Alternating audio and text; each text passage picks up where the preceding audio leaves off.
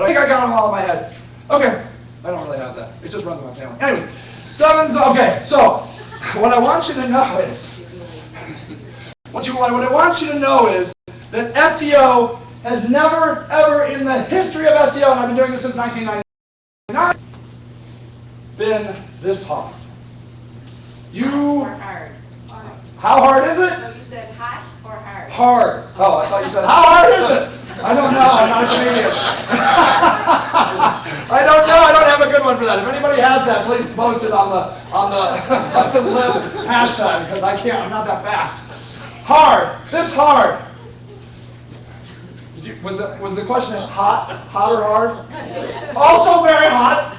Also, I probably just mashed those two words together. It is very hot just because of the things people have been saying, and they're like, I am sick and tired of paying Google to come up in those paid listings. I want to come up in the natural listings, the organic listings, the search engine optimized listings that we are talking about today, so I can stop paying Google. And that does make it really hot and hard. See, the hotter it is, the harder it gets. See? It's just how it is. So, somebody had mentioned there was a change in the algorithm. You hit it. That's right. There have been two major changes in the algorithm. But before that, there was a change in the entire algorithm. Okay? So, a few years ago, Google, because they are just an innovation machine and they have more money than anybody's allowed to have money, should be allowed to have money, they're just like, you know what would be fun? Revamping our entire search engine. So, even though they've always had between 60 and 70% market share, they're like, yeah, we should make more. We should have more.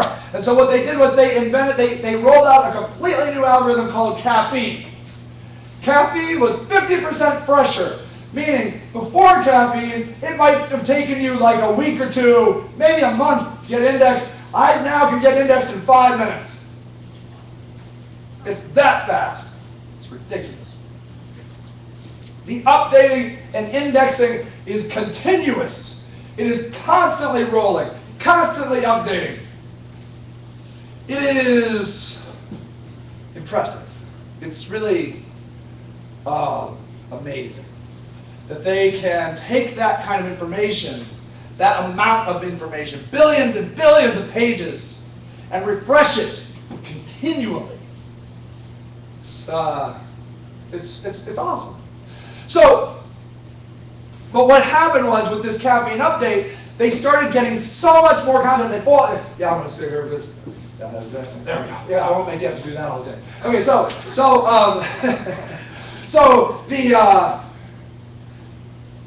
what happened was all of these new listings started flooding into Google, and a lot of them were junk. There was a lot of junky listings that started getting in. And the people, Google's visitors, the people that pay Google bills, were unhappy. The results were getting a little junky. They were starting to see not as relevant results. People were like, there's a lot of junk in here today. And that is the last thing Google wants to hear. Because you have no loyalty to Google. It is actually 2 more letters than Bing. It would save you keystrokes if you just went to Bing. And they know it. They know it. And so, relevance is the name of the game. When you talk to a Google or any search engine engineer, you ask them what's most important, the answer is giving the most relevant results. So caffeine, while it was indexing tons of stuff, gave them an added problem because they were starting to index a lot of garbage. And so what they did was 2011, 2011, February 24th, just past the 2-year anniversary, they rolled out a patch to the algorithm called, anybody know? Panda. The penguin's coming in. Yes. So, yes, the Panda update. And what the Panda update did was it was able to look at quality. Okay? Before, all it was looking at was how many people are linking to you, are they related to you in some sort of way, And do you use the words that you want to come up for on your page? It had no way of discerning whether or not the content was any good. And so consequently what people did was they went over to the Philippines or Central Africa, anywhere, and bought like $2, $3 articles. Crap articles. And they stuffed them full of their site, and it worked. It was awesome. We were all making money. We were all so happy because we had discovered the secret. Well, what happened was computers got faster, Google's infrastructure got bigger, and they were able to add to the algorithm criteria. An algorithm is just a set of rules. And it is estimated now to be at about 200 signals. They look at roughly 200 signals. And of course they don't tell you what those are. What fun would that be? It's their secret sauce. It's like their Kentucky Fried Chicken, 12 herbs and spices, Except it's like 200 herbs and spices. And when that happened, Google publicly said that it affected 12% of all listings. And when you imagine the billions of pages Google has indexed, 12% is a hell of a lot. People went out of business. People laid off their entire staff. People defaulted on their mortgage, couldn't pay for their kids' college. This devastated many, many lives and businesses. Because they had built their whole empire on a foundation of sand, It was a lie. It was a lie. So people were bitter and upset because Google had done this to them. How dare Google do this to me? Well, anybody know what Panda update we're on most recently? 25, 26? For 2 years, they've been rolling out updates to this Panda update time and time and time again. It is working. It is flushing the junk out. And you can tell when it happens to you because it is a clip in your traffic in Google Analytics. On February 23rd, everything is good. You wake up February 24th, you've lost 80% of your traffic. 80%. Typically what I see. That ruins companies. Well, year went by, they rolled out the Penguin update. And the Penguin update, I'm sorry, I should have the date. I'm going to say, but don't quote me on this. Does anybody know the date? It's like April 24th, 2012. I believe. Does that sound all right? Something like that. Okay.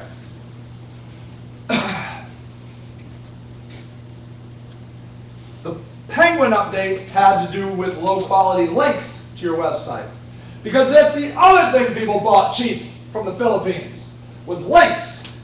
They would get people that could sort of speak English and would send them around the web dropping links in discussion forums, blog comments, anywhere they could imagine.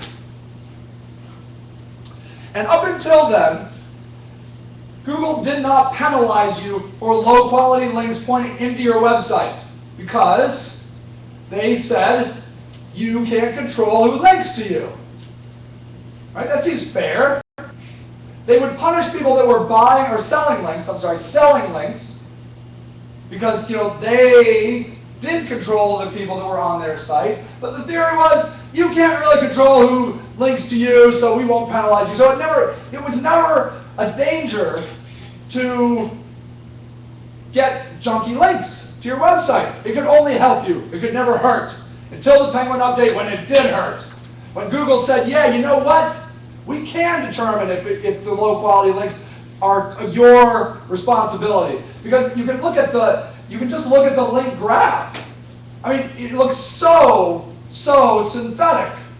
It's like they have 5,000 blog comment links and their local newspaper has never once talked about them. How the heck do you get 5,000 people to talk about you on a blog, but nobody else in any other format, including social media, has ever said word one about you. It's a bald-faced lie. Which brings me back to my bald friend, Kevin Lockett. That's what you can do with the other Kevin Lockett, supposedly, and this is what keeps you all in arms. Is because you can do negative SEO on your competitors. So what the deal is, if you can make it look like this person has spent a lot of time and money and effort getting junky links to their website, they will be penalized by the Penguin update. And you will win. I know it. I knew it. See there? Kevin Lockett's going to have a harder time because his Kevin Lockett, his nemesis, is a public figure. And it's going to be very difficult for you to make the link graph look so skewed because he has so many other links. And that's why our Kevin Lockett is losing out to that other Kevin Lockett because he's a football player and everybody's linking to him like, oh, Kevin Lockett, the football player. And meanwhile, our Kevin Lockett, like doing innovative things here, really into media, knows everything about, like you can't believe, you're going to ask him a question about anything. I challenge you. He has a comment. He has an opinion. It's amazing. It's amazing. So at any rate, people are up in arms about that. Well, the competition's going to negatively SEO me.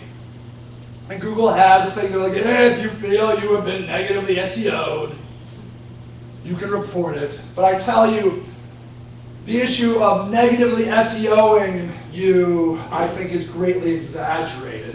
It's thou dost protest too much, right? I mean, come on. That's why you just want your crappy links to count again. That's all. And I'll tell you something else. Google doesn't care. Let's say somebody wrongfully gets caught up in the Panda or Penguin update. Google does not care. Do you know that roughly 95% of people click on the first 5 listings? If you get below the first 5 listings, it's pretty much over. I mean, you will get some traffic, but it drops off significantly. Google has been testing search results that only have 4 results instead of the usual 10. There has been talk of them testing just using the I'm feeling lucky button that just sends people to the first listing.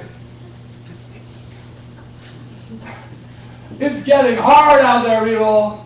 Is that hot or hard? Both! Yes! Hot and hard!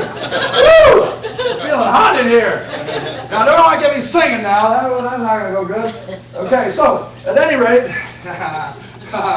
so, it gets worse. It gets worse. Google getting tired of small businesses. Small businesses are the people that are usually doing this stuff. It's the small businesses that are usually getting involved in these less than ideal tactics. But you know who usually doesn't do it? Big brands. Now they do. JCPenney got caught. Even Chrome browser got caught. But they feel that they can rely a little bit more on brands and publishers. Let's see. Let me see. Let's do a search. Let's do this. Hudson real estate. It'll probably be all small companies. Wait a minute. Here. What? If you go to, I think Hudson, that's where, no. If you do OH maybe. Okay, are you on this? Are you a Hudson realtor? Excellent. Okay. If it's Hudson OH. Now, we are going to be talking about local listings. These are very important, and there are several exceptions to this rule. This is one of them, and I'm going to talk about this more. Fear not. But I want you to look at this. If we were doing this class 3 years ago, this is all we'd be talking about. Our blue text links that look like this. And look at them. Yahoo.com, Trulia, Hudson Real Homes. Now that's a good one. Hudson Area Homes. That's a good one. Cutler Homes, Cleveland.com. Who's your broker? Are you the broker? I'm just an agent. Keller Williams. Which one? Keller Williams. Keller Williams. Okay, Keller Williams. See? Not here. I mean, not in this listing. Maybe above. OH, for sure. But we're going to look. We're going to look. Yeah. I'm not dissing you. This is a kind of a what I'm noticing is that you can pick anything. Go home and type in your big key phrase and see if I'm not right. See if it's not the big brands and the publishers in your industry that are dominating. The big phrases are going to the big fish. And it's getting rough. It's getting hot in here. But fear not, I'm going to help you.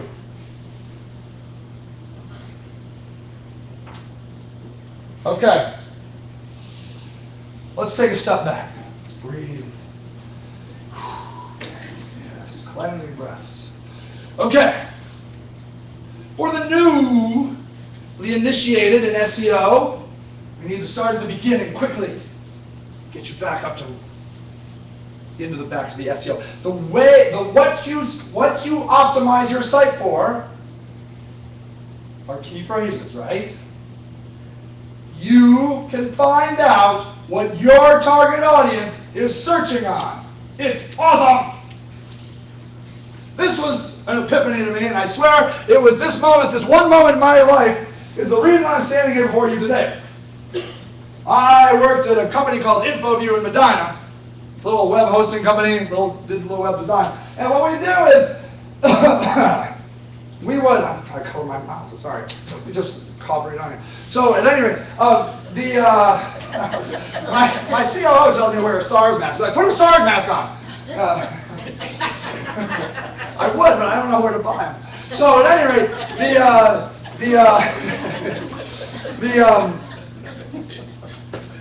what am I talking about? Oh yeah, that's right. So I have attention deficit. I get easily distracted. I could be talking about burritos in just any minute now, trust me. I mean, it easily happens. I mean, I can see the connection between burritos and SEO, trust me.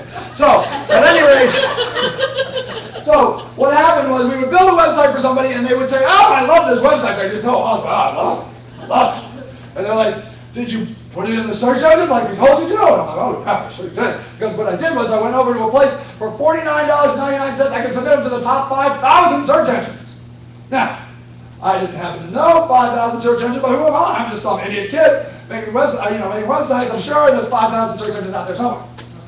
And like clockwork, I could almost put it on my calendar. Like 6 months later, they would call me up and they would say, Sage, I love my website. It's so beautiful. Oh, I go there every day, just look at it, the pictures, I'm there on it. I tell my boss, oh, it's awesome. I show my wife. And then he's like, but no one else cares. I haven't got one call, not one form, nobody comes to my website. And I'd be like, but that's a million search engines. Well, I would do that over and over again. But there was this one guy named Bob. I can't remember Bob's business. It's terrible, especially when I'm telling this story locally. He's a Medina guy, and I like Bob. Very often I like Bob. Like, there's a guy I'm working with right now named Bob that I really like. But anyway, they're nice guys. Bob's a nice guy. So, at any rate, what I can tell you is, I was talking to Bob, the whole thing happened, he came back into my business, he's like, hey, Sage, nobody's coming to my website. I'm like, I know, Bob. And that was everybody. And I'm like, I don't know what to do. I went to the place, $49.99, submitted to 5,000 engines, and then nothing happens. He's like, yeah, man, that stinks. I'm like, yeah, I know. And we were just sitting there, finally I was relaxed. Because I was always uptight in these conversations. I'm like, man, I don't know anything about search engines. So I said, well, I don't know, Bob. I mean, like, what do you want to come up for in the search engines? And that was the question that changed my life. You can't just say, I want to come up in the search engines. What do you want to come up for? Bakery goods? Shoes? No! You want to come up for your company name, your products. You can't do search engine optimization without knowing what you want to come up for. You have to start understanding what people will search for. Search engine optimization by itself is really quite easy. I'm going to show you. There's 3 main things we're going to talk about in a second. The easiest places to go, first line of defense for key phrase research, is to go to Google and start typing in your word. Anybody know what this drop-down list is called? Suggested search. They're suggesting searches for people that started typing in drywall. You've seen this, right? You start typing in, words start appearing. Right. You should type in Like, it's fun, like, how do I, just do it. Your privacy, your own home. I mean, it's ridiculous what people search on. But at any rate, here, you type in drywall, and you see tools and prices and finishing and lift and calculator standard and stills and corner bead. I thought I said cornbread. Corner bead and repair. I don't know why cornbread. What does that have to do with anything? Corner bead, however, I can see the relationship. Yes. So drywall repair. This, I would jot this down, because if you sell drywall or you offer drywall services, this is a good start for places that you might want to be writing content. Or, yes, do you have a question? Yeah. So I'm looking at that list. What's it based on? It's not alphabetized. Is it based on the frequency of people repeating to those phrases? It is based on the frequency of phrases, but it is also personalized. So it is personalized to your location and previous searches. So you do have to be a little aware of that. If you really want to do it cool, there is a, in your browser, in all browsers, there is like a thing where you can hide yourself. You see there where it says the new incognito window? That's cool because it hides your history, it hides everything about you. Internet Explorer, Chrome, and Firefox have these anonymous type of windows. This is a good way to go and do a search because it gets your previous searches out of here. What you need to understand, that not only is this all those other problems I mentioned before, there is a nasty problem of personalized search. What you see is likely not what I see. You type pizza in Hudson, I type pizza in Akron, we're going to get wildly different results. It's based on IP address and previous searches. Okay? Yeah. Not to muddy the waters too much, but what do you think about Facebook graph search? Oh, isn't that awesome? Do you have that? No, it's Oh, you gotta get it. It's not available yet, is it? Oh, you gotta just go search, like go on and type in Facebook graph search beta or trial or whatever, and you'll get on the list. Okay, I wrote a blog about it, but Yeah. that's kind of what you're talking about, where it's gonna Yeah. search based on you and your Yeah, connections, right? yeah. Okay, I love muddying the water. You're my kind of person. This is exactly how I like to do things. Make things crazy and chaotic. There we go. Okay, Facebook, you ever heard of it? Yes. Does hiding yourself back to that change just your history or your location just so they don't see your IP address? Yeah, yes, it hides all of that from Google. So, Oh, the location, your yes, location. yes, it'll be hidden. Okay? So, oh, good boy. Oh, Krispy Kreme donuts. Oh, okay. Grammy really says no, but in 24 Krispy Kreme donuts after school today because he asked for them. It's my mom. Grammy's my mom. She's always buying my kids crazy stuff. 24 Krispy Kreme donuts. Yes, she does. Shh, he can eat about 12 at a time too. He's already only 8. Okay, so what we're talking about here is graph search. It's right up here. It's going to look like this, okay? Now, check it. What you need to understand conceptually is Google indexes content, information. Facebook indexes people. You, your behaviors, the things you like, the things you do, your friends, your pictures, your friends' pictures. Where did you access that from? I had to go and ask for it. It's Just go on the, coming. It's coming. it's coming. It's going to come to everyone. Graph search is coming to a Facebook near you anytime now. What you can do is if you go on the Google and type in Facebook graph search sign up or something like that, you'll find the link. Okay. And so, here, restaurants nearby. Let's just click that one and see what happens. They give you suggestions here. Okay? Let's see. Okay, this is not as nearby as you want. It's okay. Progressive Field, Flannery's Pub. But what I want you to understand is this. It's not just giving me a list of restaurants. It's giving me a list of restaurants that people have checked into. 88,000 people have checked into. That's not even a restaurant. That's a sporting event field. Let's go to Flannery's, okay? So what you can see here is these people, my friends, went to Flannery's Pub. You ever go and read a review on Amazon?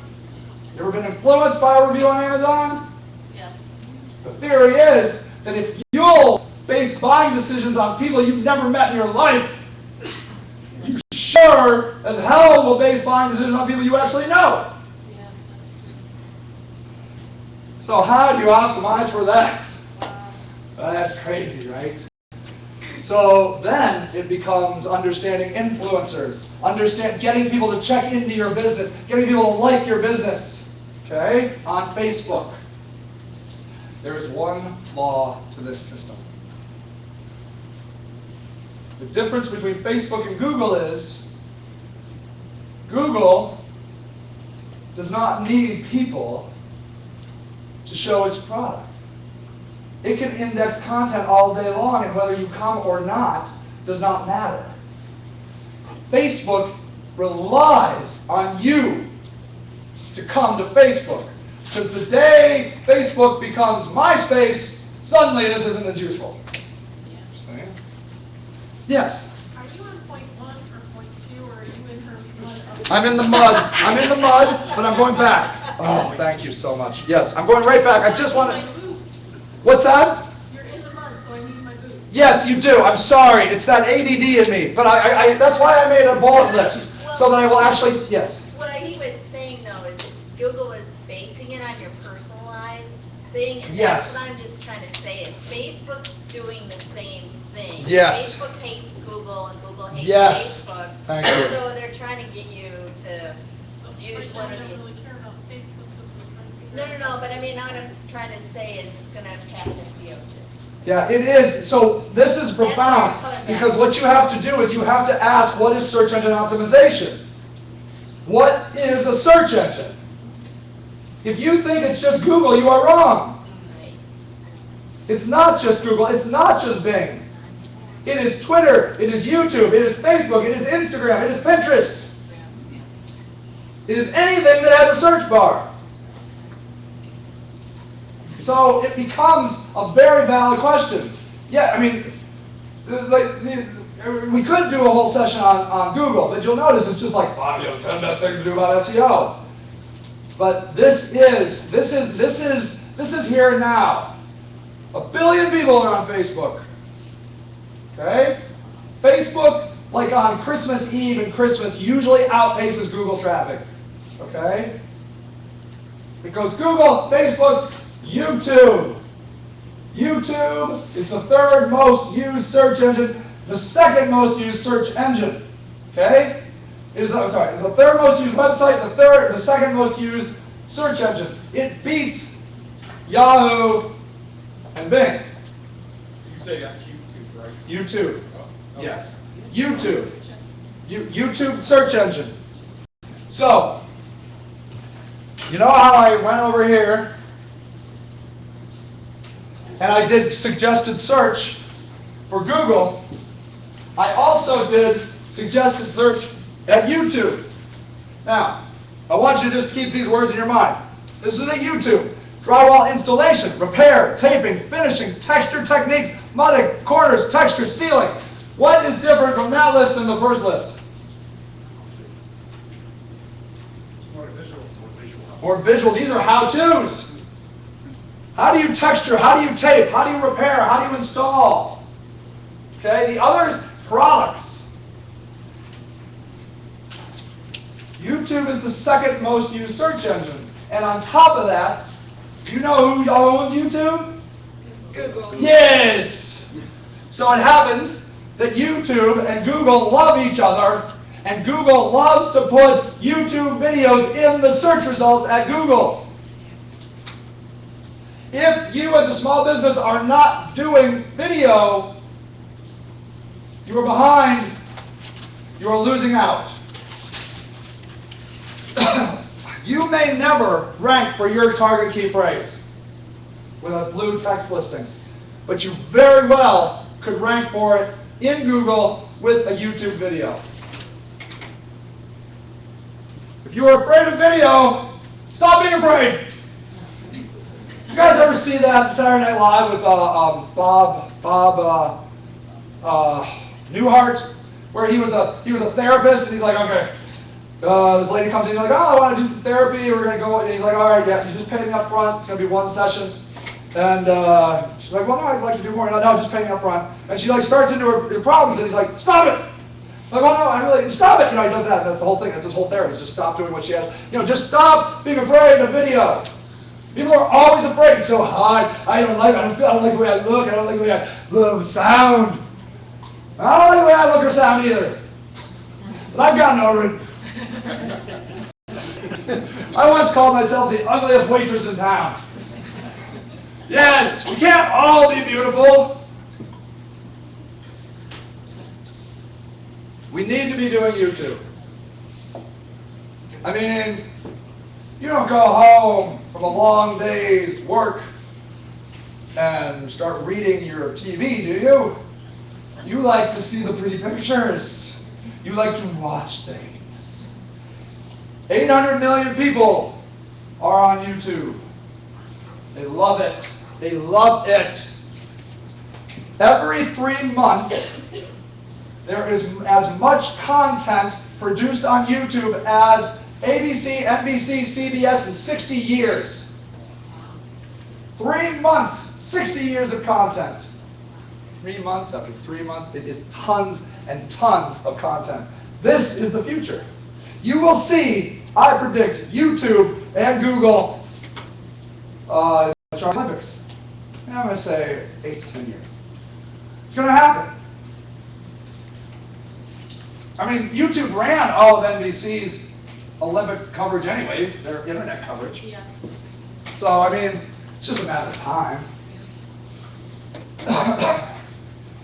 This is something you need to do. So, see what I got going over here? I got, hi. Oh, hey, there's somebody wrote. Substage. New numbers came out today. 1 billion people on YouTube every month. That's my chief operating officer. Thanks, Greg. He's like, I comment and you never comment back. I can't. I'm in the middle of the thing. So I can't be typing all day to you. I'll talk tomorrow. But thank you. More of those stats would be great. So this is on Ustream. I'm using my phone. I am live streaming on Ustream on 4G. Okay? I am not on Wi-Fi. I'm on Verizon 4G live streaming on Ustream. And I'm going to take this, and it's going to be saved, and I'm going to push it up to YouTube tonight, as long as I remember to push the publish button, which is sometimes the thing I forget. Got to push the publish button. So, yes. Quick question, is there a difference if you have a personal video or if, for example, you are a distributor of a manufacturer and they provide you with a video? Thank you. Is there a difference between This comes back to this sort of this duplicate content issue. Okay? The best thing you can do, if you can find the manpower, or person power, is to not use any content given to you by the manufacturer. It is all duplicate. And Google will just index their stuff. I'm talking pictures, videos, content. It should all be redone. You should shoot your own picture, shoot your own video, write your own content. And I know that sucks.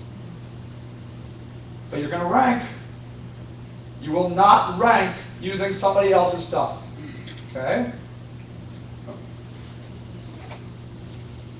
I have a question. Yeah. What is an example of using somebody else's stuff? Okay. Can you give an example of in your situation? Well, a lot of times the manufacturer will do a how-to video of a specific installation, and you take their video, and you as a distributor will say, this is how you distribute, this is how you install one of our products. Why?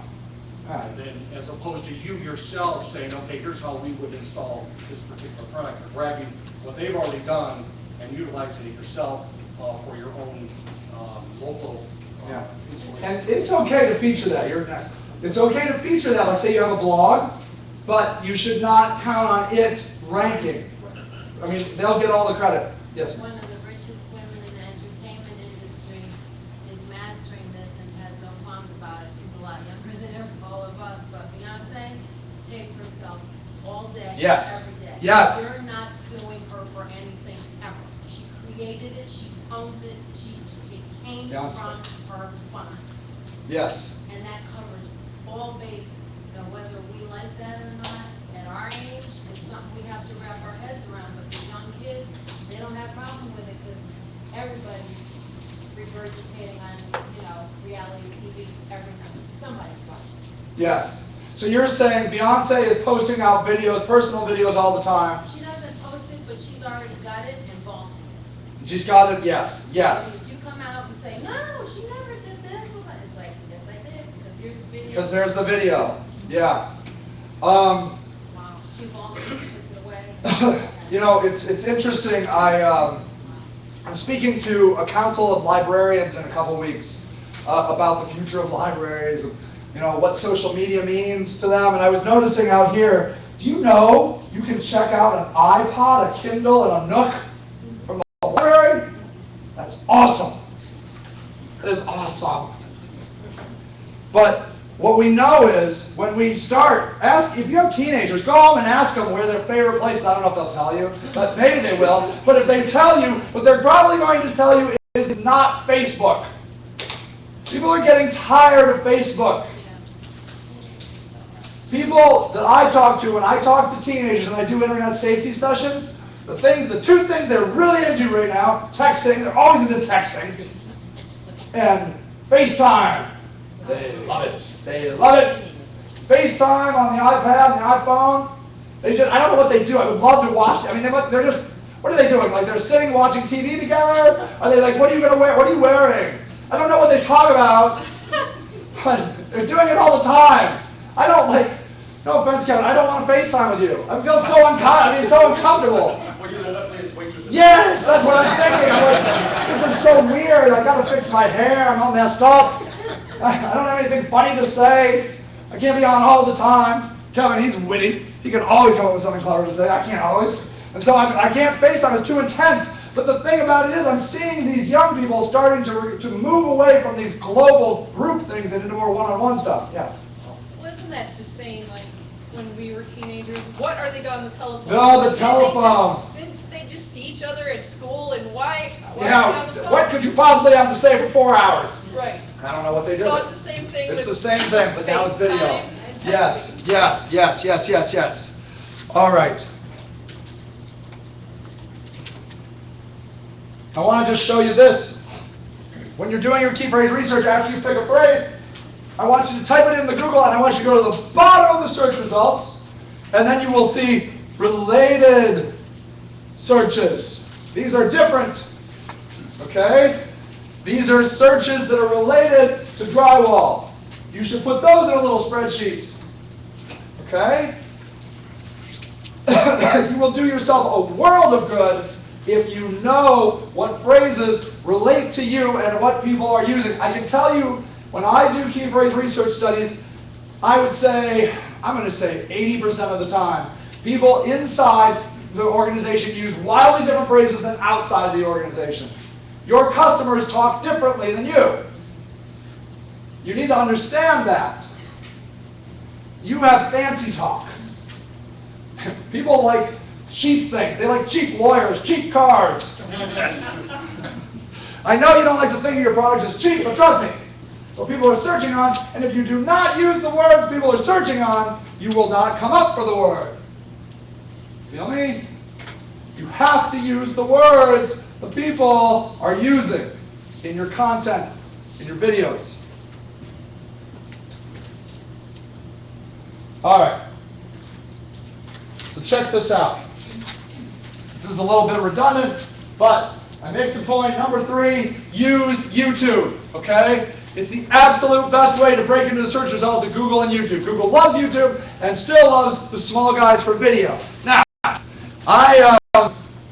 when I'm speaking to my industry, search industry, my area in the industry of specialization is video. I have over 800 videos since, sorry.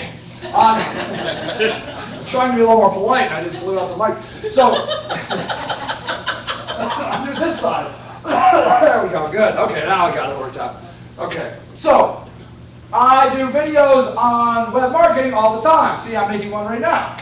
See? They're easy to make. And I'm offering information that is valid. But what I can tell you is, of the 800 videos that I have made, by far, probably 3 times as much traffic as any video I've ever made, is installing a sub pump. And I'm here to tell you, I know jack S about installing sub pumps.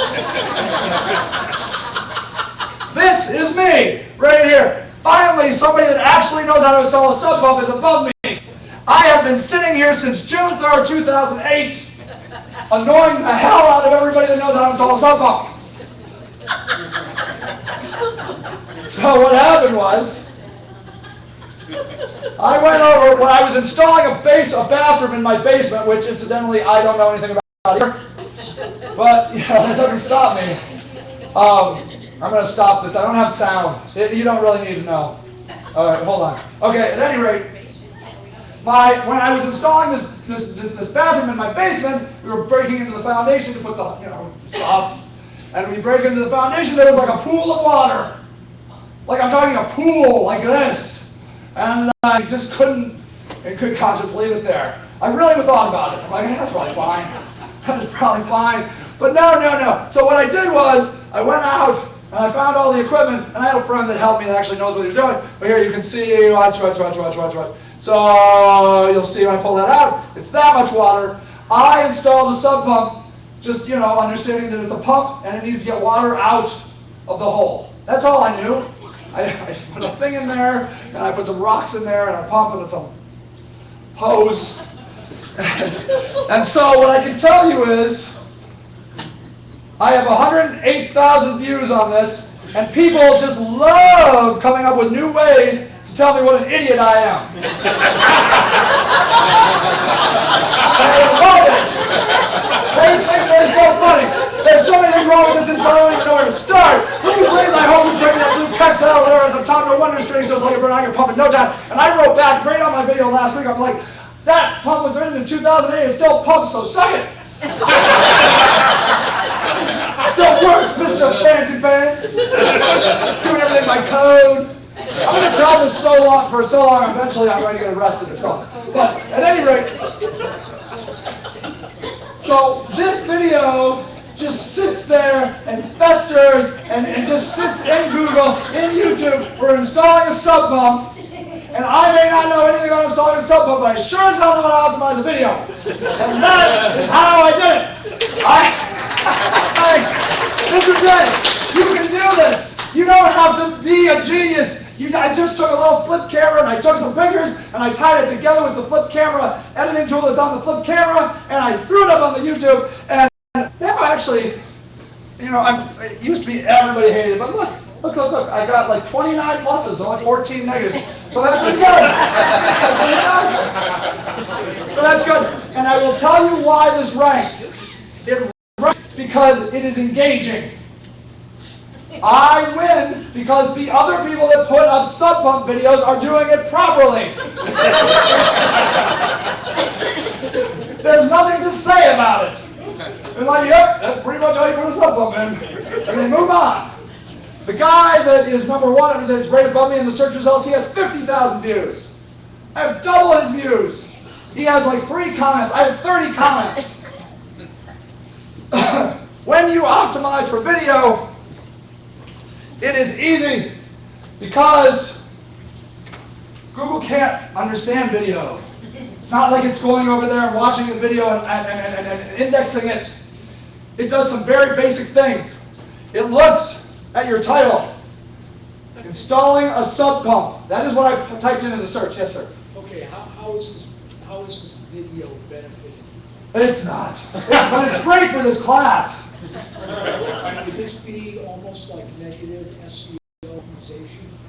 Well, Because basically you're disparaging. oh, well, actually, you can, I think, if people hate it enough, it probably would get buried. I once did a video called Jackson Pollock is a Dick, and those art people were not happy with me. And that video kind of faded out. I don't hear people swearing anymore. And that probably just got negative pushed out. People are like, this guy's an idiot. You can get advertisers from that though, can't you? Couldn't somebody link to you? Yes. Advertise monetize this as a comedy show. You, And then you get money. thank you. You should be up here. So, you're right. So, what somebody could do is, you can put an ad over my video. If anybody does sub pump installs, this is what you should do. You should go buy a video, a YouTube video ad. It's in AdWords, YouTube video ads, okay? You could buy it on this video and say, if you would like a sub pump installed correctly, use us. See, that would be very good. Nobody's done that. They should do that. It's exactly right. It's a good idea. So, I mean, this gives perfectly good content for people to put legitimate stuff over. Is that basically the only way you can monetize a YouTube video? No, I monetize videos. So, I'm a Google YouTube partner, and they split revenue with me. So, I don't make a lot of money, but every time somebody comes to my page and clicks on an ad, I get 50%. So that's pretty good. You bring up a valid point, like, are you skewing the theme of your channel, right? Because like if YouTube looks at you and they're like, okay, you have like 800 web marketing videos and you have one that's a sub pump video and everybody goes to that, who are you? And that is something I think about. Yeah, personal branding seems to be catching fire. Yes. It would seem to me that this is kind of, contaminating your personal brand. I'm pretty proud of my install. It still works. It's going right now. It could be. I think about personal brand a lot, okay? I believe it's an very interesting concept because, yes, sir, ma'am. Two things. One is I've heard that videos should be short, Yes. like less than 2 minutes. And then I just did a blog on Vine. Oh, you wrote a blog on Vine? Yeah. Good. Are you using Vine? I am. I've done 2 Vine videos, which are 6-second Yeah. videos, which are really kind of cool. I mean, people will watch 6 seconds. For 30 minutes. Yeah, that's true. Over and over and over again. It's like Five Below. You're like, oh, I'm only gonna spend $5. You end up with 50. But they figure, Vine's owned by Twitter, so. Yes. figures- Yeah.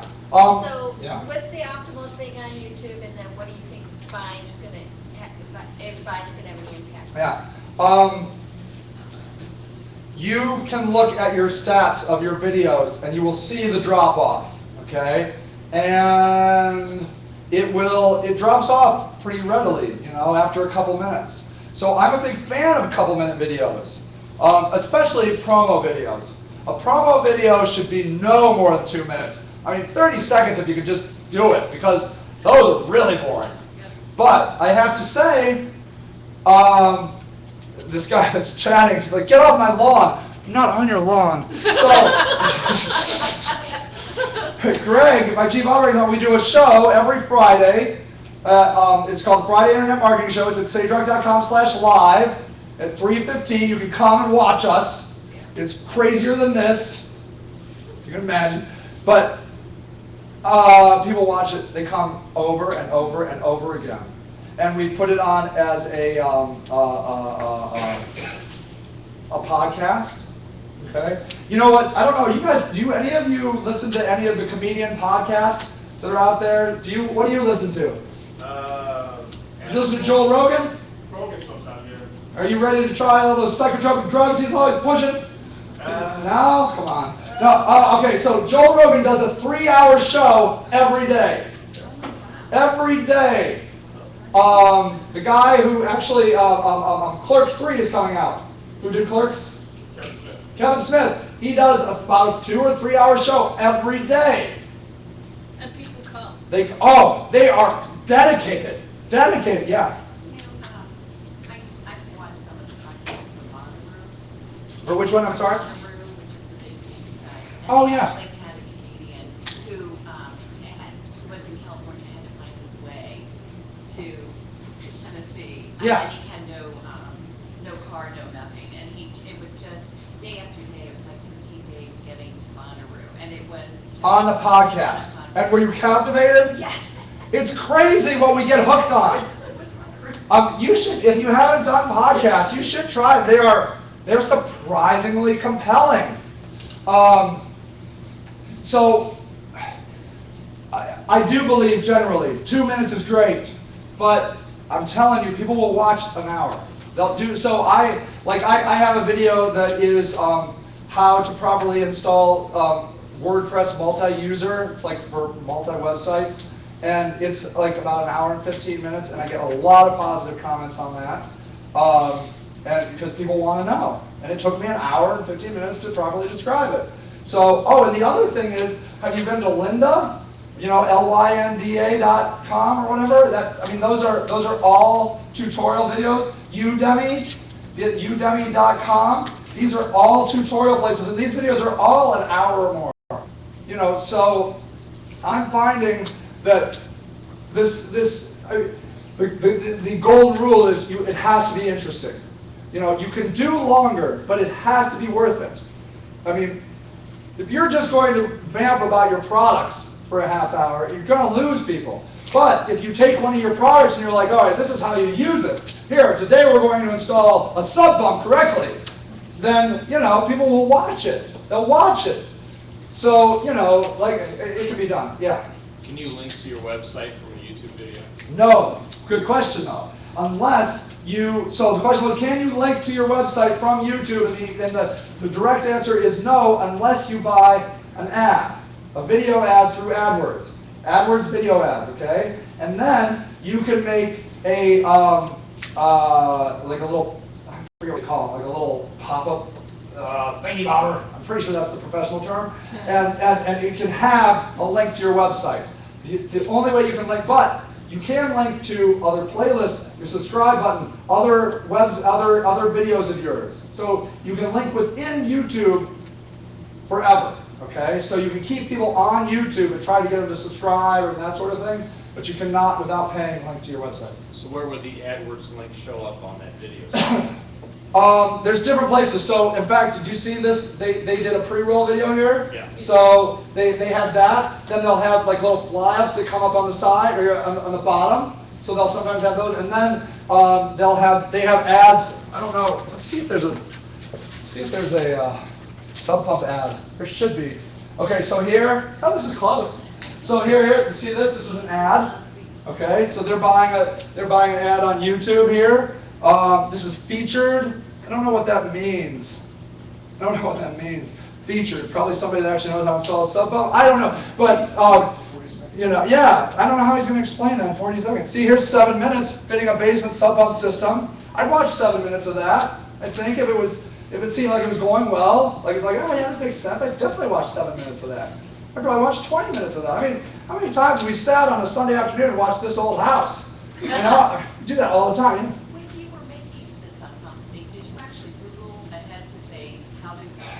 No, and I should have. I just wondered if that was like something. I wish the phrase had been how to install a sub pump. Yeah, I just wondered. Yeah, I really didn't think this was going to be anything. I just thought this would be kind of funny, something I'd show my friends and family, and then people started piling up on me and telling me what an idiot I am, and the next thing you know, it's ranking, and there it is. But yes. Can I bring you back to where you started talking about SEO specifically for YouTube videos? Because you said how Google will search the titles. Yes. But then we went off a bit of an Thank you. And I'm wondering, I've only done one YouTube video, so I'm not, I've got a little bit, but not really comfortable with it. Yes. As I recall, you can put a bit of text. Yes. And I see you've done that with that one. Yes. Is that searchable? And I also remember there was an option for putting phrases or tags or something to go with it. Yes. So what's the full picture for Perfect. SEO for YouTube videos? Brilliant. Yes. The question is, how do you SEO a video? There are 3 places. First of all, you do your keyword research, right? Go to YouTube and do the suggested search. I should have done that. I should have typed in sub pump and find out what people were saying with sub pump. Okay, that's number 1. Then it's really quite simple. There's only 3 places from an organic standpoint that you can do this. The title, installing a sub pump. That's why it ranks for installing a sub pump. Okay? I should have put it in my description. That's the second place. Ton of water in my basement. A friend and I installed a sub pump. It's kind of okay. Would have been better installing a sub pump or whatever, whatever my phrase was.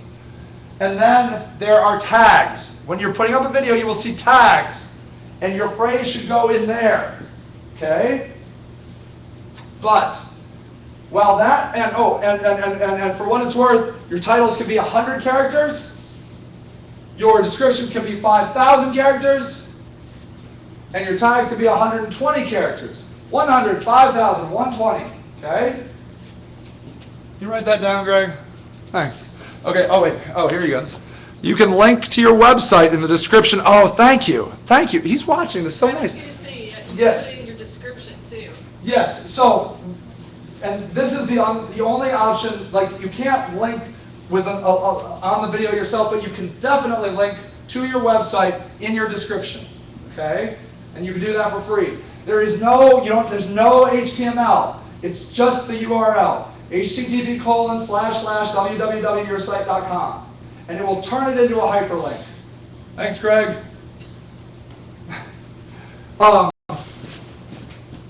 Okay. You said 3 things. Oh, yes. The numbers, Greg, are 100. It's awesome. 100 characters for the title, 5,000 characters for the description, and 120 characters for the tags. Yeah, and I'll. That's good. Yeah, thank you. That's so nice. Okay, so so that's what I would do. But to the lady, the woman who is the social media person, this is just the beginning.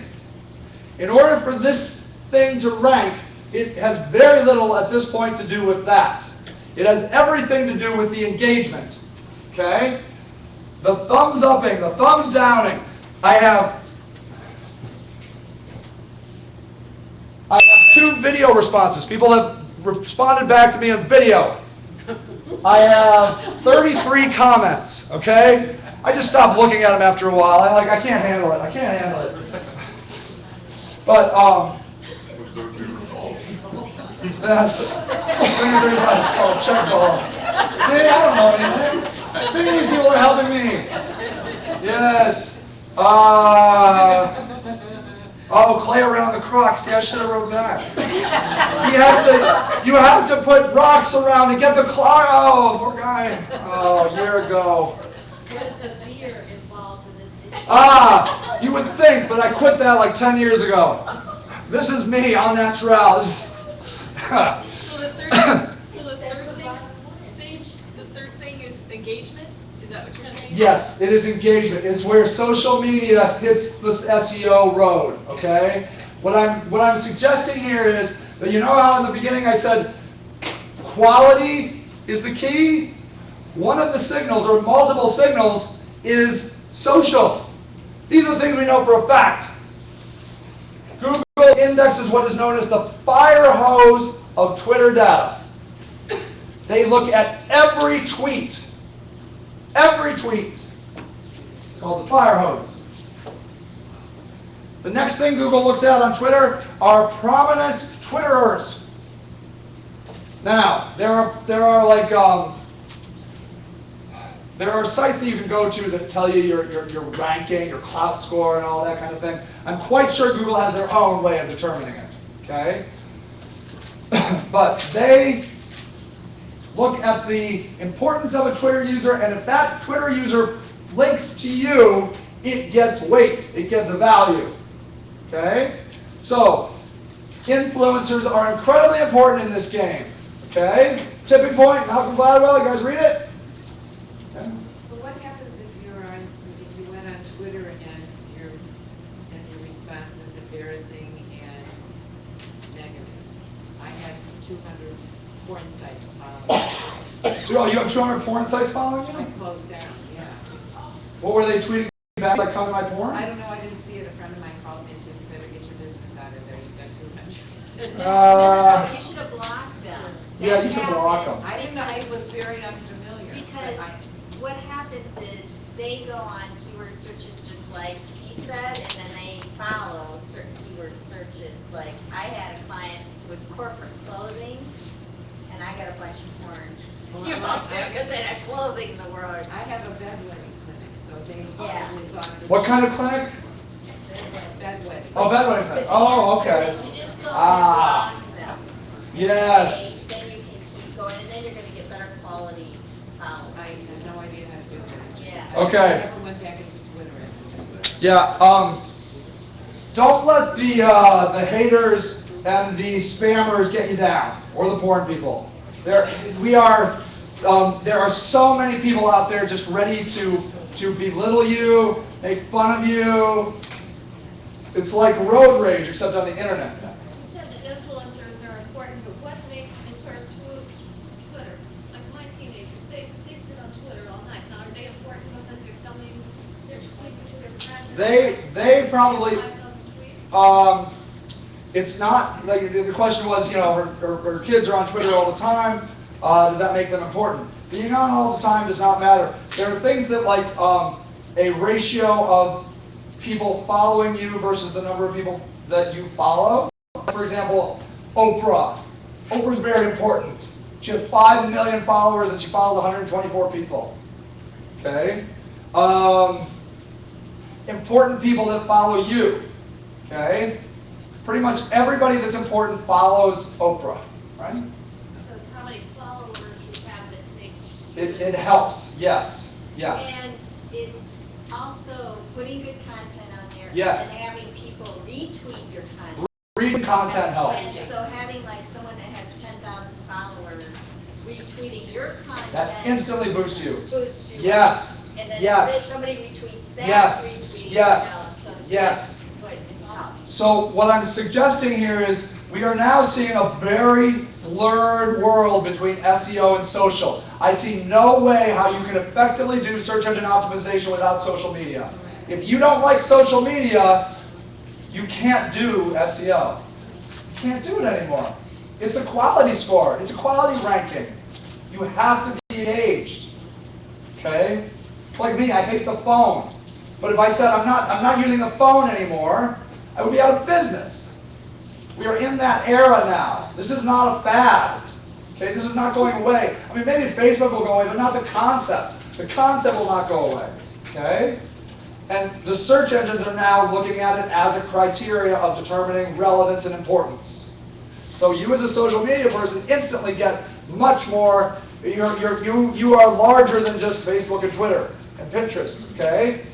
You understanding the basics of how to write compelling content on a blog, which maybe you're writing blog content, if you can do key phrase research, and you can take those words and start writing them in your blog content, making them in your videos, in your YouTube videos, you now are a better search engine optimizer than most search engine optimizers. Because most search engine optimizers they were never in it for the quality. They were never in it for the engagement. They were in it just to get to the top of the listings and make money. That's not why you social media people do it. You do it for the engagement, for the connection, for the community. And that is what Google is looking for. It makes you very valuable. Okay, so, oh, we're doing great. We're doing great, believe it or not. I know it only seems like we have 3, but it's really good. Okay, all right. What's your name, social media lady? Dee Dee. Dee Dee. Okay, this is what I want you to know, Dee Dee. Number 4. Don't give up on optimizing your content. Do you blog for your customers? Do you blog? You're a blogger? Excellent. I want you to pick your key phrase, and I want you to use your key phrase, 1 key phrase per page, a targeted key phrase. I want you to use it in 3 places. Your page title. Do you use WordPress? No, What do you use? Compendium, Depending, I don't know. That doesn't mean anything. I'm sure it's fine. but it has keywords. It does? Okay, it has keywords. Good, good. That's fine. So, I want you to use your targeted key phrase in your title of your page. Your title is your most important tag from a search engine optimization standpoint. I want you to use your targeted key phrase in your body copy. How many times? As many times as makes sense. That's how specific we are today in this industry. As many times as makes sense. I don't know. A few? Use it a few times. I tried 3 to 7. There. Perfect. 3 to 7. Yeah. Too much, you don't want to see some spam. Right, exactly. That's it. Yes, yes. You don't want to seem too spammy. That's a good metric. Yes, I like it.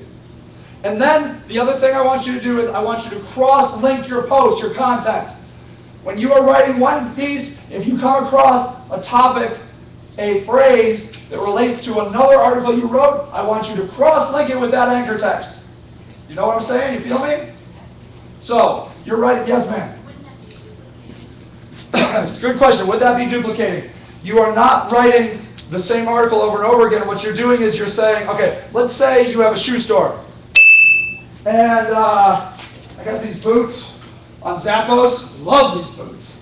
I love these boots. So, soft on the sides here, really good. I was in Texas, they didn't make fun of me. So anyway, that's always a good sign. So, you are writing about this boot, you know, good support, it's brown, it's a boot, and you're like, but if you need a black boot, you should check out the Samson black boot.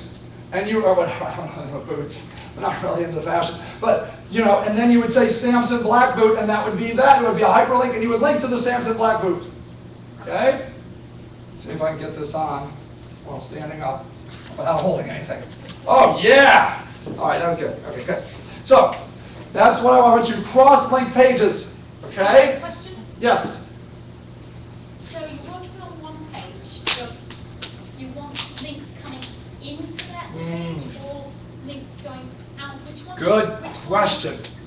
one? Do you want links going into the page or out of the page? Or reciprocal? Reciprocal. The links that are valuable to you are people linking to you. It is like it's like high school again. So other pages on your website coming into the page you're optimizing? That's what matters. You want people to say you are cool. Look at that article Dee Dee just wrote. It is cool. And they link to it. And then Dee Dee writes another article. Look at my other cool article. Yeah. But also, is it important to link, if you link to your archives or something that helps you? Yes, cross-linking back to older content is great. Yes, what we know is Google believes that if you don't link to your content, why would they want to link to your content?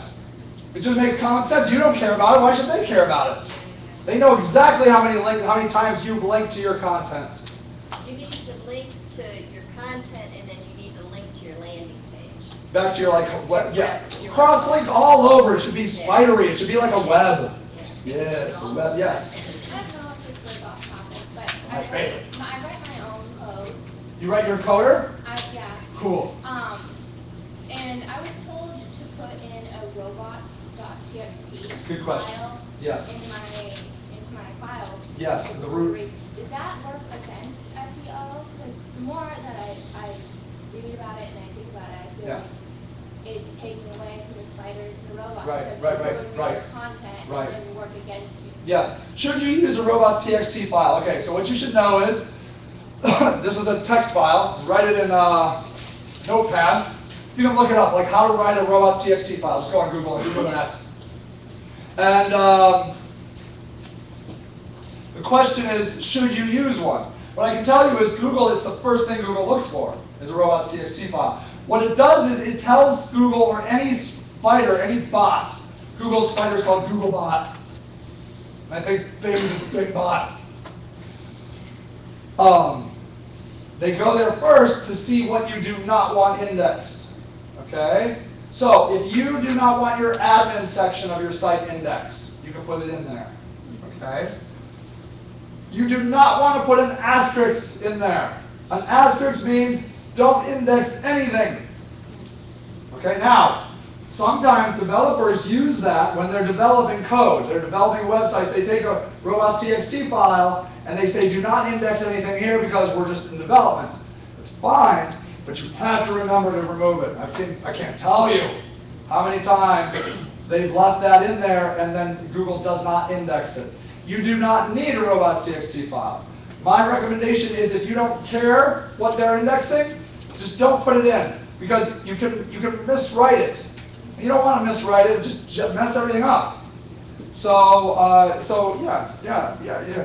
Yes. A corollary to that question, what about a sitemap file? Okay, sitemap file. Which which has also video, tags and things. There are video sitemaps, image sitemaps, and regular page sitemaps. Google Webmaster Tools is a very, very valuable place. I don't have time to talk about it tonight, but I recommend that you go. If you have a website, you should validate your website at Google Webmaster Tools. You can also do it at Bing Webmaster Tools too. But 1 second, you're next. So, but what the deal is, you can create what they call an XML sitemap of all your pages. You can create an XML sitemap of all your images. You can create an XML sitemap of all your videos. If your videos are only hosted on YouTube, you do not need to create an XML sitemap. They index it. They're, it's YouTube is Google. If you host your videos on Vimeo or self-hosted or something like that, what's that? Yes. Yes, Vimeo. Vimeo. Yay, Vimeo. Yeah. So that you can create that if you want. Here's the thing. I went once I go to these conferences, search conferences, and when they were coming out with this, I was talking to a Google person at the Google booth, and I'm like, hey, you guys don't make it really easy for me to create my sitemap. Could you create a tool that spiders my site and makes a sitemap? And the guy, just stopped and he looked at me. He's like, if I can spider your site, why do I need to give you a sitemap? He's like, the sitemap is used for sites that are not easily spiderable, okay? So that's why they invented it. Now that being said, I almost always create one, okay? WordPress makes some, you can get a plugin, they're free, that makes the sitemap. I almost always have a sitemap. I'm not sure if it makes any difference. But if your content is dynamically generated behind a JavaScript dropdown or something like that, if your content is behind anything that isn't a traditional link, that content could very well be hidden from Google, and a sitemap would show it to them. It seems like it gives you an opportunity to tell it how often to come back to your site. You can tell it how often to come back, yes. So, so you could be like, look, this page, this is my news page that I'm updating constantly, please come back daily. So you can do that. But I will tell you this, they'll spider you enough that they'll see that a page is being updated itself, and they will come back regularly. Okay, so you look at Cleveland.com, they're in Cleveland.com every hour. They're just in there looking for content over and over and over again. Yeah. Oh, yeah, I'm sorry. Let me go to you. Well, this is just getting back to the key phrases. Yeah. If they're placing your first page, your web page, is it being redundant to make sure that or is it relevant, or is it being redundant to place the key phrases you place in your first page? Is there any point putting in the additional page? Yeah. Okay, if you have one targeted key phrase in your home page, should you put it in other pages? You should know that every page on your website is indexable and a valid place for Google to index, okay? Every page should have a custom title, a custom description, okay? That's not a big ranking mechanism, but it does appear sometimes in the search results. You should write a custom title, a custom description, and so what I like to do is this. I like to make a list of phrases, okay? And I like to decide what my main key phrase is, okay? So you are like a Hudson realtor, is that right? So Hudson real estate, okay? It's her phrase. It's what she is. It's what she wants to rank for. But she's not just a Hudson real estate person. She sells condominiums in Hudson, she sells land in Hudson, she sells single-family homes in Hudson, business property in Hudson, So and if you do your key phrase research, you'll find all of that. You'll be like, condominiums in Hudson, single-family homes in Hudson. And so what you can do is you'll be like, okay, well, my overarching phrase is Hudson real estate, But then I have all these other phrases, and when it makes sense, you should definitely come back to your target key phrase. So Google is like, yes, this is a Hudson real estate site. These are Hudson real estate videos. You know what I would love? I'm trying to buy some property down in Florida. I would love if realtors would take their phone and walk, not just one of those virtual tours where you go like this. No. I want you to walk around the house. I want you to walk into the basement, show me things, and walk around, because then I could just look at my house in Florida. I wouldn't have to go down there. It would be so awesome if you would do that. Would love that. I also want my realtors that I follow to send out tweets every time there's a new property listing. Like I'm into commercial. I have a building, and it's like a drug. Like it's a tattoo. You know, once you have one, you want another one. And so I'm always looking for commercial real estate, and I just desperately want the local commercial real estate people to send out a tweet, just one little tweet, every time they list something new. That's all I want. I once begged one. I'm like, please do this. They didn't respond. Yes. Somebody had a question. Yes. You mentioned that they're coming back and checking, for example, the Cleveland.com site frequently. Yes. Are there pros and cons to renewing content on a site? I mean, I'd say that once again. are there pros and cons to renewing and refreshing content on a site just for the sake of doing it? Okay. Changing Should your you? pages, changing your words, changing your organization? Right. Should you renew content, update content just for the sake of doing it? There is little need to just move content around a page if it doesn't have anything new, to say. But Google does love new content. My recommendation is to continually create new content like within a blog. That typically is the best approach, all right? So instead of just jostling around content on an existing page, unless there's something valid, I would recommend that you just create a new piece of content. How does it recognize that? Do you need to date it, or does it compare your text against previously archived versions? Yeah, it does that. It does compare. So one of the things it does is it looks at file size. So if your file size changes on a page, it will say, hey, this page must be different. Okay, so that's one of the big things it does. And you can also look in the cached version. When you look at Google, you can look at the cache. It'll tell you the last time they indexed a page. But with new content, if you have a blog, a lot of times they'll be able to spider right through that. They'll come to your blog, yourcompany.com/blog, and they'll be like, oh, look, there's a new article, there's a new article. And they will index it because it'll be new content to them. They hadn't previously had that URL in their index. Yeah. You haven't talked much about it yet, but what do you think about G+, and what do you think about G+1? Okay, I'm gonna get another water. I can't believe I drank 2 waters. Okay, I don't know if you'll tap. Okay, so what do I think about G+? It's amazing. Does anybody need a water? You got one? Ryan, I know, no, St. Louis. Okay, what do I think of Google+? I want to love Google+. It's better than Facebook in my opinion. You can control your settings. It is. I do Google Hangouts, Hangout on Airs. They're amazing. It's awesome, but nobody's there. It's me just yelling at me. I don't even think Kevin Lockett's over there. Do you go over there? After the scene. Right. Yeah. Kevin Lockett isn't there. Nobody's there. So it's not catching on, But what I can tell you is, you're next. Google loves it. They love Google+. Because here's the thing. You see, Google is a search engine. It is a place people leave. Facebook is a destination. The more time you stay on Facebook, the more ads they can serve. That's where the game's at in social media. So they want that desperately. But they can't get the people over there. I got a question. Yeah. So why is that? Why is that? Because they promote the heck out of it. I know. Really no one's over there. I don't understand. Well, Bing promotes the heck out of Bing. Bingidon.com. Yeah. You go over there. You ever been to Bing? No. Nobody goes there. One of their biggest challenges is no vanity URLs. I hate that. Good point. You're just a number. Yeah, and I think,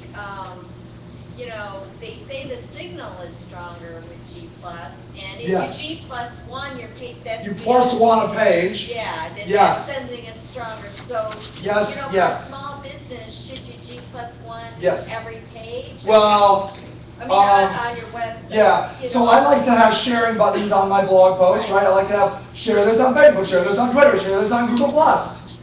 And I oftentimes will use those buttons when I first do an article, like, hey, I just wrote an article here, check it out. I do that on Facebook, on Twitter, on Google+. You see, but me just doing it over and over isn't going to be the quality. You're getting bunches of people to do it. That's where the action's at. I think you're next, yeah? I was going to ask you, how important is it to have a active blog on your sites? In other words, where you have a person managing that blog, someone asks a question and you answer it rapidly. Yes. How important is a blog? I think the question that I would ask is, how important is the web to you, right? So, not just Google, but how important is the web to your business? How much of your business comes from the web? Comes from people coming to your website, looking around, and then calling you or filling out a form? If you could say, well, that's pretty important, then I think a blog is pretty important. Because what you are doing here is you are creating a connection with people. You want people to think of you, okay? Do you sell a high-end product, expensive product? You look like a guy's It depends on what, I mean, no, Oh, okay. not super, but a Okay. lot of stuff maybe in the, say, $100 to $1,000. Okay, $1,000, okay. So the longer your life cycle in the sale, the more you have to just be around, you know? You just have to be like, they're not gonna buy your stuff maybe right today. They're gonna buy your stuff in a couple weeks, in a couple months. Sometimes it's a year. You have to do everything in your power to just let them know that you're out there without the salesperson calling every other week saying, are you ready to buy now? Are you ready to buy now? I hate that call. No, I'm not. In fact, every time they call, I just don't want to buy even more. I'm like, stop it. Yes. Well, what about weekly contacts where you have, say, just a blanket email that goes out with informational content on it, or should it be a sale, or what's the AU on it? Yeah. So my grandfather was a minister in Chatham, Ohio. And it's in Medina County. And people liked my grandfather as a minister because when he was at the grocery store and somebody that didn't go to church last Sunday was at the grocery store, it happens, ever happened to you? Very disconcerting. He did not say, so I didn't see you at church last Sunday. You know? He never said that. And people would say, you know, I always liked Reverend Lewis because he never gave me a guilt trip for not showing up at church. But you know what he knew? He knew he didn't need to give the guilt trip. Just him living out there was guilt trip enough. Him being at this grocery store, like, oh my God, it's Reverend Lewis. You're like, hey, Reverend Lewis, hey, how's it going? You know, and they just talk about other stuff. He knew it was there. It was already there. You don't need to tell people, hey, I have a product. Hey, I have a product, in my opinion. They know you have a product, especially if you've been talking to them. So you want to be helpful. So I like helpful. I like, so it's called, did you guys see Joe Paluzzi here a couple months ago? Yep. Content marketing. It's what it's all about. You are being helpful, okay? That's my belief. We're also in an age of instant gratification. And so where a lot of people believe is that Facebook is going to be more important than your website because of that instant feedback that you don't necessarily get from your website. As a consumer, I want to hear from someone right away. And yes. I don't want to wait a week. Or, yeah. You know. That's right. And you know, I expect to hear really in today's technology right away. Right away. You put out a tweet, you want to know like now. And if that person doesn't do it, you might try somebody else. Exactly. The communication is getting that fast because people are getting that fast. I mean, there really is no reason why if somebody does a reply to you on Twitter, you can't respond within 10 minutes because it's on your phone. Now, if you're in a meeting, I mean, it can happen. Right. But I mean, it's feasible. It is feasible that you could get a quick response. And so instant gratification does become, this is a quicker age. I think that content is your soft sell for your entire organization. It is you proving you understand your industry. Yeah. Going back to helpful content. So Yes. I subscribe to a bunch of newsletters. Newsletters, that yeah. They'll have a link on there. You'll click on it. And it'll bring you to their site, like a landing page on their site, and it'll have a quick paragraph and it'll say read more, and you click it, it Yeah. takes you off their page. Yeah. Now, does that negatively affect them? Does that affect them positively in SEO? I mean, Okay, bring so it to your site. tell me the process again. You go to the newsletter? So yeah, so you go to the newsletter, you click, there's something that says, interesting article, and you click on it. Yeah. It brings you to a landing page on their site, which has about a paragraph Yeah. on that article. And then it says like Chicago Sun-Times. You click Chicago Sun-Times. And it takes them over to the Chicago, and they're out to Chicago Sun-Times? No, they're not. Is the content that they have on their site just duplicated from Chicago Sun-Times? Yes. That's not going to help them at all from a search engine point of view. What they should have done was written a paragraph about the article, and like, hey, here's this article our industry came out, that totally blows, or oh, this is the greatest thing ever. And then that becomes indexable, searchable content that adds value. Now, that's not a bad thing. That's called curation. We call that curating content, where you are pulling in content from other people in your industry, and that can be very valuable because you and your industry are the person that knows your industry best, and so your customers who don't know it as well can come to you and be like, oh wow, Sage thought that was an interesting article. I mean, that's what I do a lot on my Twitter account, right? That's a lot of it. Is like I read an interesting article, I'm like, oh, you guys should read this, I read them because you read them. Oh, thank you. That's nice. Thank you. So yeah, I mean, you build like that. You build these relationships, and I gotta say, it's such a gratifying way of doing business because I really genuinely, I mean, you might not know this, but I don't get paid a lot to be up here, I do this, I mean, maybe someday, you'll come to my Friday show, SageMarketing.com is live, that'll be awesome, but, you're not gonna buy my stuff. Probably, at least right away. I never get somebody running up and being like with a check in hand, like, Sage, I need that service right away. It doesn't happen. I do it primarily because I like giving back to the community, but it does help raise awareness, right? I don't need to say, hey, I offer search engine optimization and social media marketing and analytics. I don't need to say it because it becomes apparent while I'm helping. And so when I get to do this kind of thing in the community, I feel like I'm contributing to the value of the community in some small way, but it's also directly related to what I offer as a service. It's just I just like content marketing, Yeah. There's a couple good books that I would recommend. I mean, there's a lot of them, but one's called Curation Nation. Ooh, Curation Nation. Baer, B-A-E-R, which talks about the whole curation process. And the other one's called Content is King. Okay. By Content is King by C.C. Chapman. Oh, C.C. Chapman. Yeah, you know him? Yeah, he's great. He's very good. So it kind of talks to you about building a content calendar and all the Yes. different content. Yes. It's a little old, but it's a good method Yeah. to start. I wanted to just briefly say, Greg here said sitemaps, we're going back to the sitemap thing, says they're cool to submit because you'll see what the Google Webmaster Tools found and indexed or had problems with. So that can be, like they will say that, they'll be like, hey, you submitted 100 pages, but 10 of them weren't found, or so that makes a very valid point. He also and Google, and he does say that Google Plus is a ranking factor. And then it says your Google profile page has a custom URL and redirects to your Google Plus page.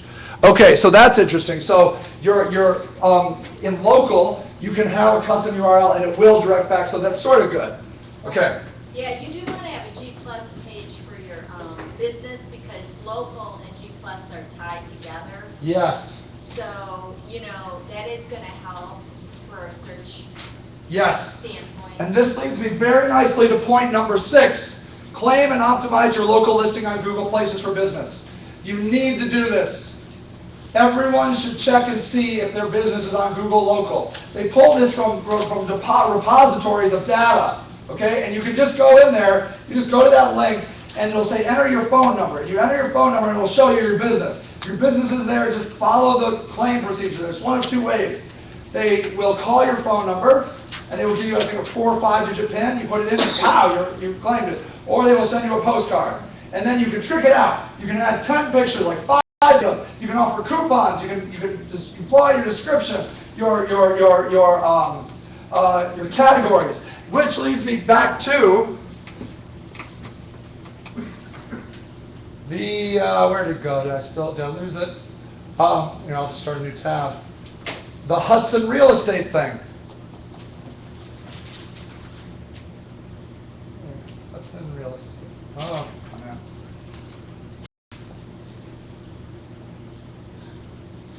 So, the last time we were on this page, I conveniently skipped over the entire front page. When you are doing local listings, this is the name of the game, right here, local listings. 1 in 5 searches, 20% of searches are local in nature.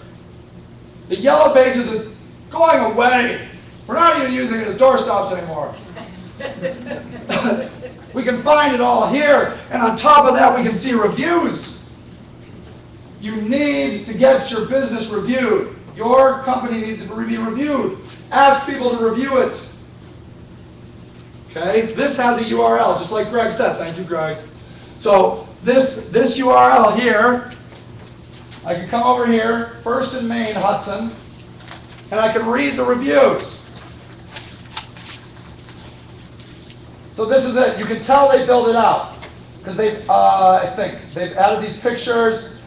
Okay, it says First and Main Hudson is a shopping district in historic. They kind of got this wrong. Maybe they didn't trick this out. Lots of trendy boutiques and yummy restaurants. Everyone's so friendly. This place is a waste of time, they say. A waste of time. The stores are small with little selection. Man, well, go back to Walmart. Jeez, a pig. You don't want any charm? Fine. Whatever.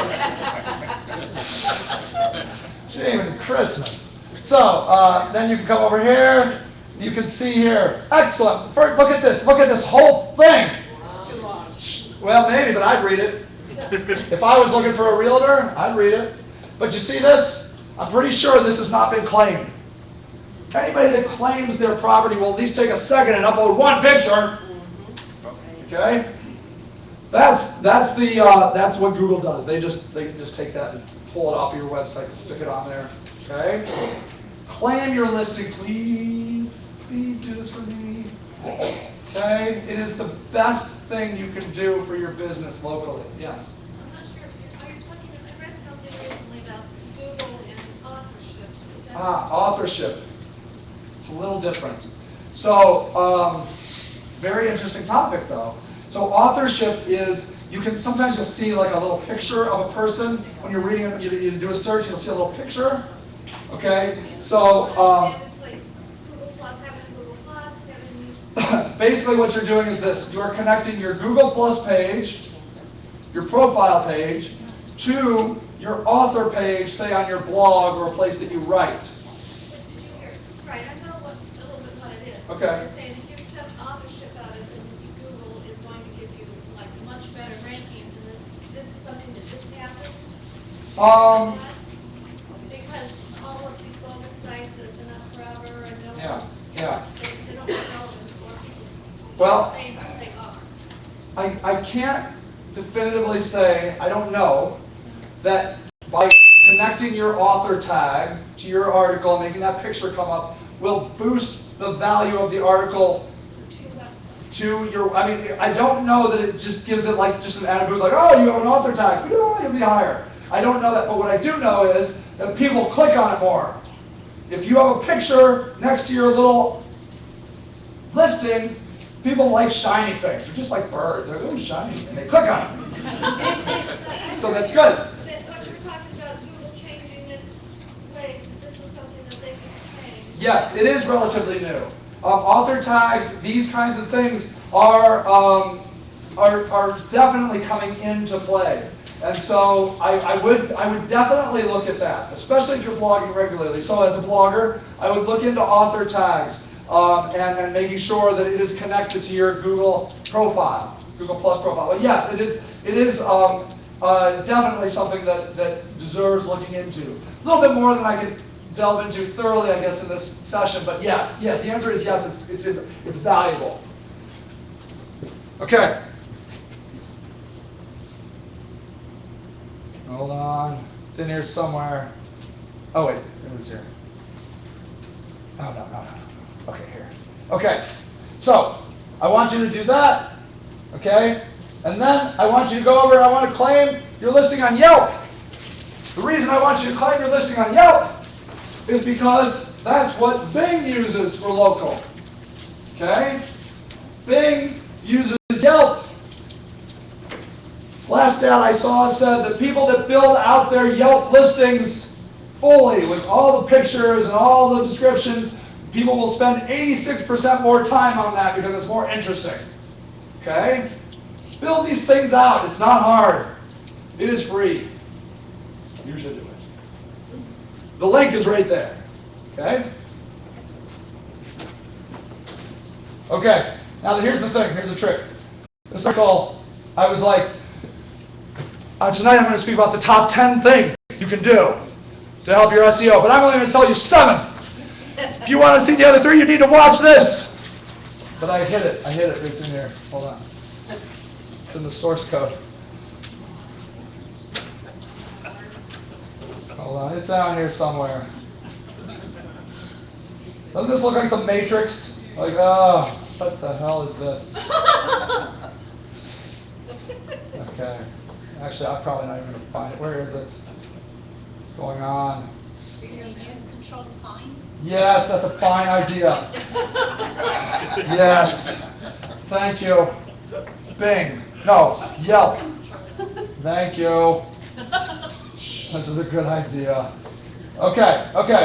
I'm going to decode this tonight or tomorrow.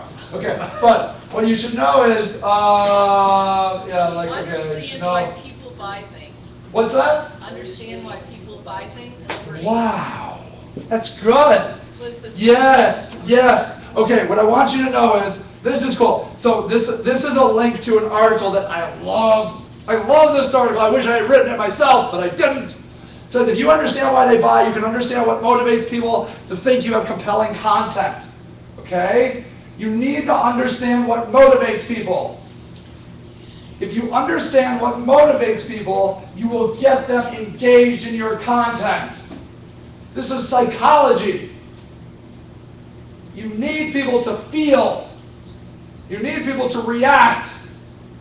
If you just put up product stuff and dimensions and metrics, then nobody's going to react. Nobody's going to care. But if you put up a product, if you go covertly and take your competitors' pricing, get your competitors' pricings and take your pricings and put them all online, now you have something interesting. You might get sued, but it would be interesting. Yes. The closer you get to being sued, the more compelling content you have, I swear. Yeah, don't get sued. I don't think. Anyways, I want you to read that article. I'm going to have it up there on the thing. I want you to click it. It's like 20 motivating factors, They're very, very compelling. Okay. Number 9. Okay, SlideShare. Have you guys ever heard of SlideShare? SlideShare is this place where people upload presentations, like PowerPoints and PDFs. I love going to SlideShare for content ideas. Okay? You can glean ideas from what other people have been talking about and take those ideas and put them in your blog. You always end up, I'm right now writing about every day on the blog. And there are days you sit down and you're thinking, I have said it all. There is nothing I have left to say about search engine marketing. I can't, there's nothing going on. I can't do it. And you just get the writer's block. You can't think of a thing to say. When that happens, I want you to go to SlideShare. And I want you to search your industry and see what people have been talking about in your industry. Something that's really compelling, if you've got the stomach for it, is picking on somebody in your industry that's like a little bigger than you. Not really much bigger than you. If they're too big, they won't care. But if they're a little bit bigger than you, and you're like, I just saw this presentation on SlideShare, and it sucks. It's all wrong. And then, then you start a war, and then, it's called link baiting. Because what'll happen is, if they have a blog, they'll be like, that frickin' Sage. I'm sick of him. I'm like, you linked to me. but I can't handle it. I'm very sensitive. I only do that very like. And what happens is I feel like really brave at one moment in my life, and I write that article. Been drinking. Yes, I'm drinking 10 years ago. Yes, and then I come out all hungover, and I'm like, oh, I'm so sorry. I'm so sorry. Stop yelling at me. Yes, yes. Oh my God. 8:29. Say, Yes. one more thing on SlideShare. If you upload your presentation to SlideShare and you have a LinkedIn profile, SlideShare will take it and bring it right to your LinkedIn profile, which Bravo. will give you more credibility. Good tip. Good tip. That's right. That's exactly right. We didn't get to talk about LinkedIn much, but it's great. I mean, it's more of a social media thing, but it's still very, very valuable. If you ever have a presentation that you do, put it on SlideShare. People will look at it, and then in your slides, you can, even in your PDF, you can have a hyperlink that links back to your website. It's really handy. Okay, number 10. It's 8:30. That's pretty good. Okay, hold on. Number 10. Number 10. There's a lot of 10s. Oh, write in-depth, long, thoughtful articles. Okay, this is what I'm seeing today. Okay, Google seems to be indexing long content, thorough content. So, like for my upcoming article, I'm going to do how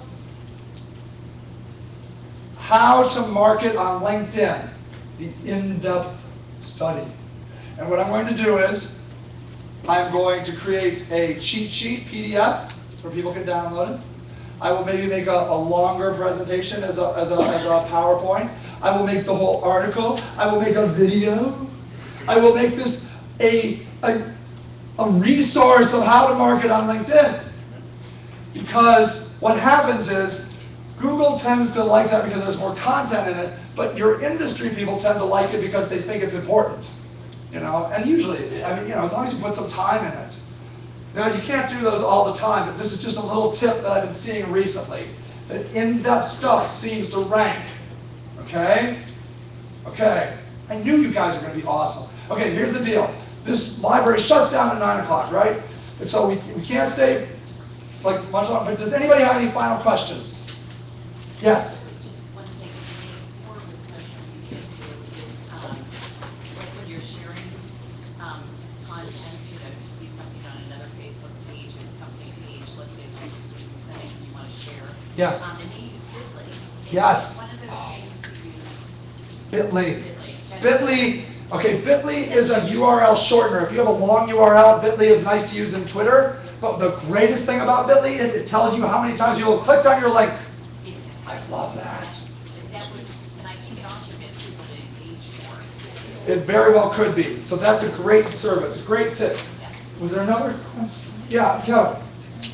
Does Google index Blogger different than it indexes WordPress different? Okay. Kevin wants to know, does Google index Blogger different than WordPress? Why would they do that? Well, Blogger is owned by Google. I don't know. That's a good question. That's what I'm hearing. Yeah, I appreciate it. It's good to end the day on stumping me, because I don't know. So what Google is going to tell you is Google does get sued on a regular basis because people believe that they are artificially inflating the value of their own properties. What I can tell you is every time those lawsuits get shot down, Google can significantly prove to the judge that their mechanism is not artificially inflating their results. People just like their results more. Okay? But the thing about it is, what Google does is they go out and buy stuff all the time. They buy. Now they're getting into flights. Those reviews on or Zagat. They bought Zagat. So they have Blogger. They own everything. They bought something called Wildfire App, which is a contest tool for Facebook, which means they're tracking Facebook information. You can't stop these people. They're taking over all the world because they just want to put ads on it. That's all they want to do is buy content so they can put ads on it. That's it. That is what Google's premise is in life. Okay? All right, y'all. The lights are up. I knew you guys were awesome. Thank you so much. Have a great night.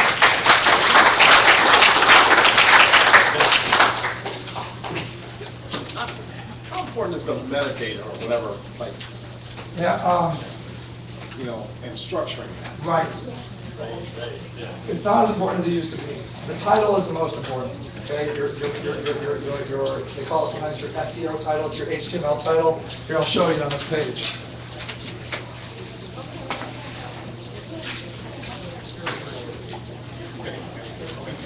I'd like to let everybody know that the library, I've got applications, if you have Okay. the library card, we have This right here 82 magazines is your on, title.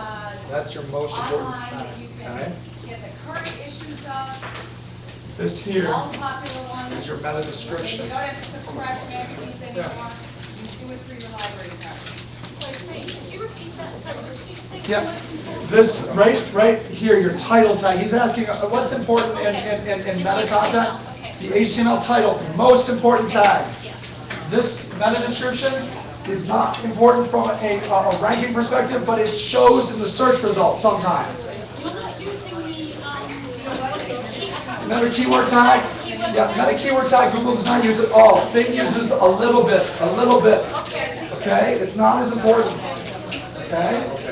So the keywords, at least, title is the most important. Okay. Yeah. And then the other parts. Not as much, but please use it if you can in your content management, if it has a meta description, please use it. Okay. And the descriptive of the page. Because it means, like the same thing over and over, they would say add, the same thing. Yeah, that was the old time. Yeah, so that's why it doesn't, nothing's. Yeah, you gotta be more real now, be more helpful, okay, more legit. Blogs and more. That's it, More more video videos. links like you were talking about the other things, Like right? getting links to your site? Yeah. The trick is offering valuable content. And then what you do is, it's not like, build it and they'll come with Field of Dreams, they don't come. But if you build great content, you can go back. Like say you write something about your industry that's really amazing, like earth shatter, or really valuable to the industry, then you can go to your trade publication and say, hey, we just bought this, we just made this buyer's guide for this. Would you be interested in, doing a write-up on it? And then they would give you a link. Write something, yeah, you ask for it, but only after you have something legitimately valuable. Or,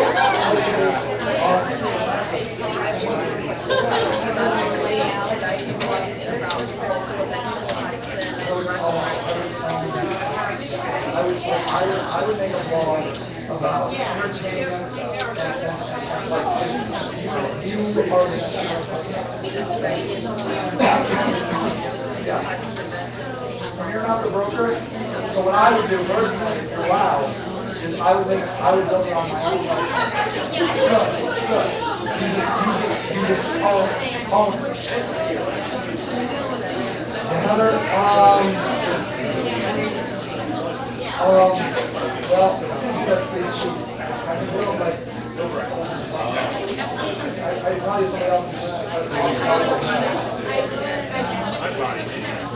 Yeah, so, yeah, if you like,